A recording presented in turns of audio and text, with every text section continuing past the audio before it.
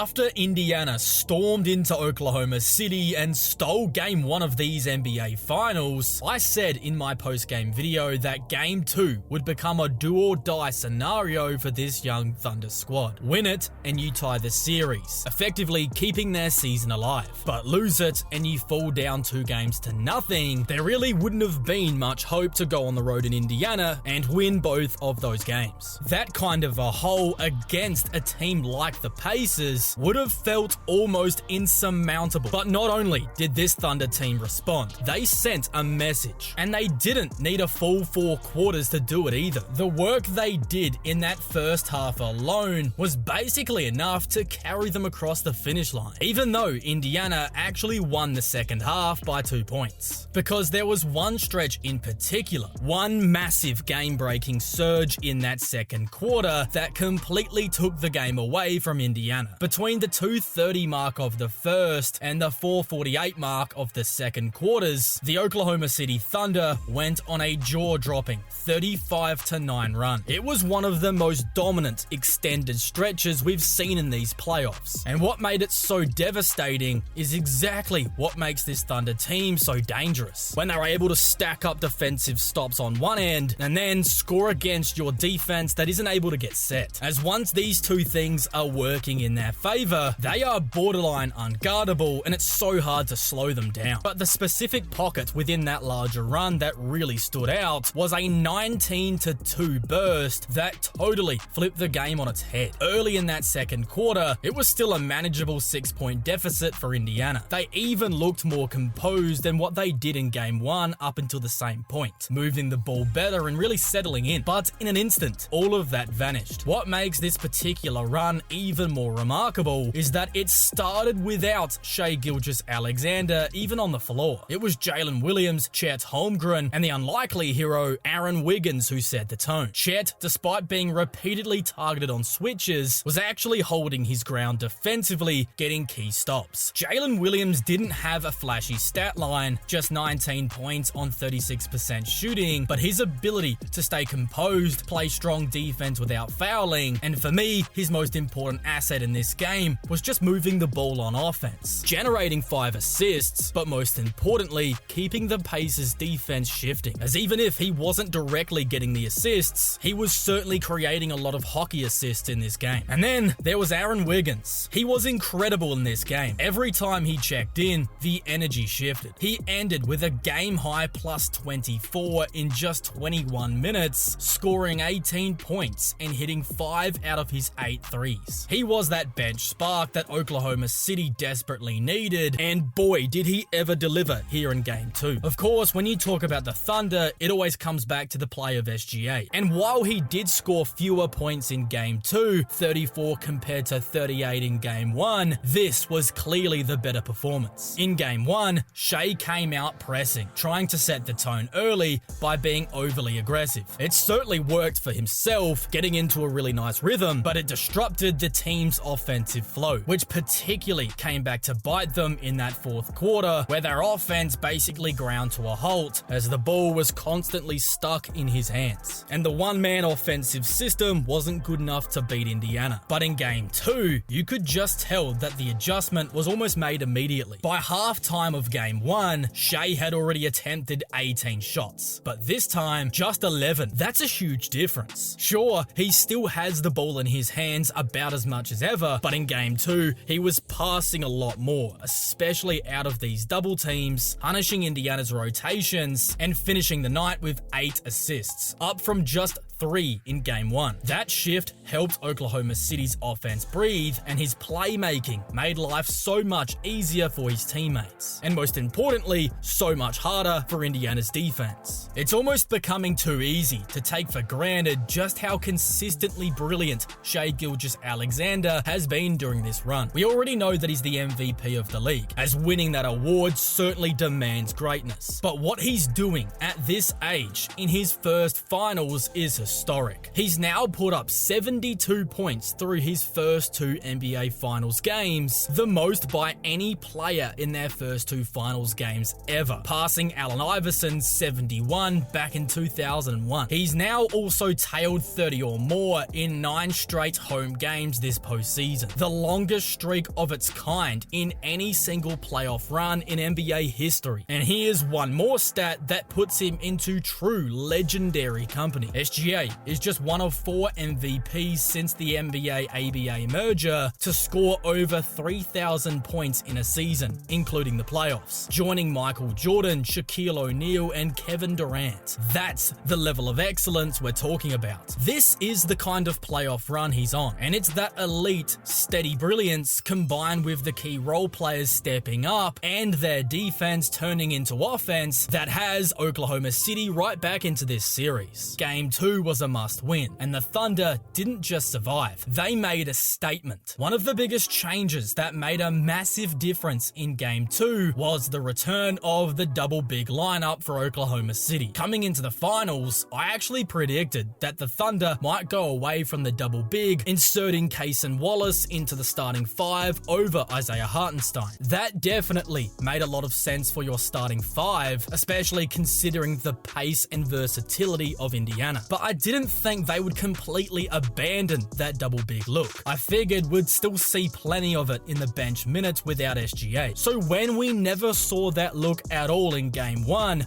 not even for a single possession, it felt like a massive missed opportunity. It became one of the biggest things I was watching for in this game, and sure enough, early on, my prayers were answered. The return of the double big lineup immediately paid dividends early in the game. The moment it hit the floor, Oklahoma City went on a 9-0 run, sparked almost entirely by their defense and rebounding. That extra size, the length and rim protection helped the Thunder to dominate the paint and smother Indiana's earlier possessions, and this configuration is especially impactful when it's TJ McConnell out there, not Tyrese Halliburton, who's a much better 3-point shooter and can go to work in isolations against that extra size, especially out on the perimeter to get room for 3-point shots. But beyond the defensive boost with this lineup, there was another shift that was almost just as impactful. It gave Chet Holmgren far more favorable matchups. With Hartenstein behind him, Chet Holmgren slides over to the 4 in this configuration, and that position change means that he wasn't banging against some of Indiana's biggest bodies. Instead, he found himself guarded by smaller players, and he took full advantage early in this game, really getting into a rhythm. Most of his offensive production came in these double big minutes, finishing the game with 15 points on an efficient 55% shooting, and in his first 11 minutes of action, he put up 11 points. He looked comfortable, assertive, and for the first time in these finals, he appeared like a legitimate secondary option, something I was keeping a very close eye on coming into this game. The Thunder were clearly locked in from the jump. Even though Indiana eventually found some offensive rhythm, Oklahoma City had already done enough damage in the first half to build that lead that never evaporated. Indiana, who is usually so dangerous offensively, came out ice cold in this game, scoring just 41 points across the first half. A stunningly low number for a team that plays with the kind of tempo and shot creation that they do. But credit to the Pacers, they responded in that second half with the kind of offensive firepower that we've come to expect, scoring 66 points on the best defense in basketball in that second half. But it simply didn't matter. The hole was already too deep, and unlike Game 1, where Oklahoma City also jumped out to a hot start but then collapsed late, this time the Thunder held the line. They didn't panic, they didn't lose control, and they just did enough. Even though Indiana is arguably one of the best playoff comeback teams we've ever seen, they could not get enough stops when it mattered in this one. They scored 33 points in each of the final 2 quarters, more than good enough offensive numbers, but defensively they also gave up 64, as when you're already facing a steep halftime deficit, you cannot afford to trade buckets for a half like they did in Game 2. Indiana needed a run, and to get out on one, you need stops to fuel it.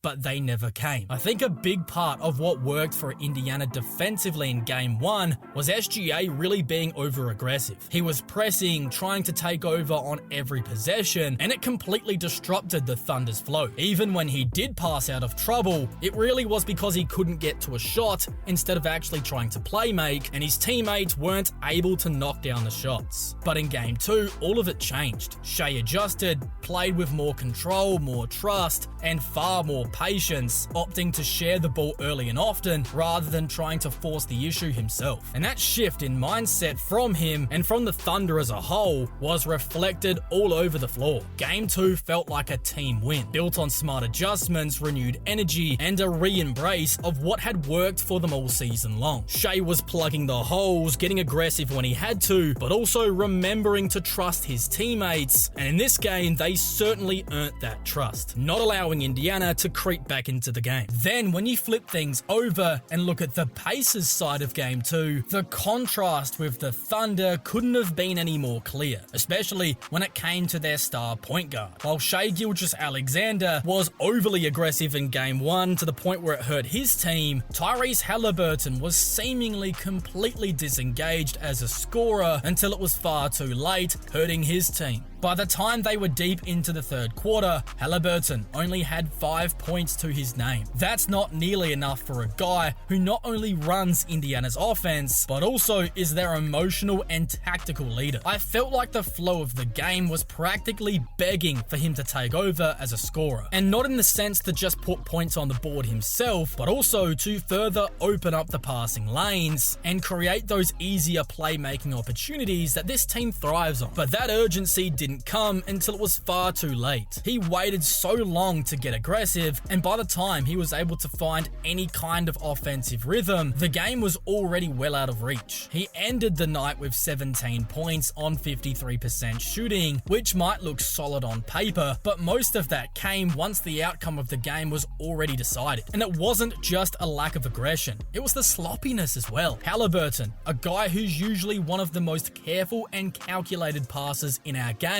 racked up 5 turnovers for just 6 assists. That's a shocking ratio for him, and it actually marked his worst assist to turnover ratio performance since October. He just did not look like himself, and a lot of that has to be credited to the defense of Lou Dort, who was just smothering him all game long. And what makes matters even worse is despite how underwhelming he was, he still managed to finish as Indiana's leading scorer. That alone tells you just how disjointed the Pacers were offensively and how amazing the Oklahoma City defense has been, as nobody stepped up and nobody was able to take control of the game for the Pacers. Naturally, that leads you to wonder what happened with Pascal Siakam. Unfortunately, the answer isn't much better. Siakam had one of his least effective performances in these playoffs, finishing with just 15 points on an ugly 27% shooting, as he arguably had a worse game than Haliburton did. He repeatedly tried to get switches onto Chet Holmgren